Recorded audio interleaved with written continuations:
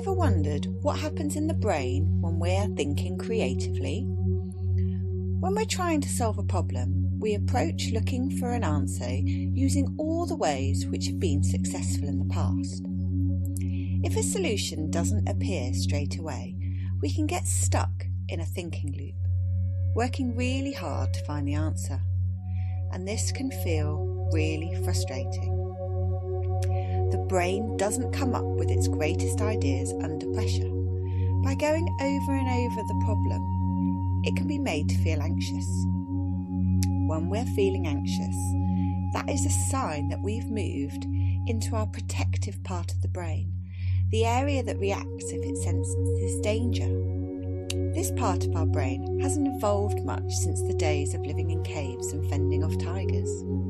When it feels we're under threat by anything, it will override the intellectual area of the brain and get us ready to fight, flight, or freeze. This isn't very useful when we're trying to think creatively. However, if our brains are allowed to daydream, they enter a default mode. If we were to look at the brain's activity during this default mode, we would see a huge amount of activity. When our minds drift gently, they are actually working really hard, processing all the information, pattern matching, and coming up with creative solutions. This trance-like state is nature's way of allowing us all to be creative thinkers. I'm sure you can relate to this. During the weekly shop, maybe you suddenly worked out the crossword answer you were struggling with. Or have you ever made a solid decision, maybe on what colour to paint the kitchen while you were cleaning your teeth?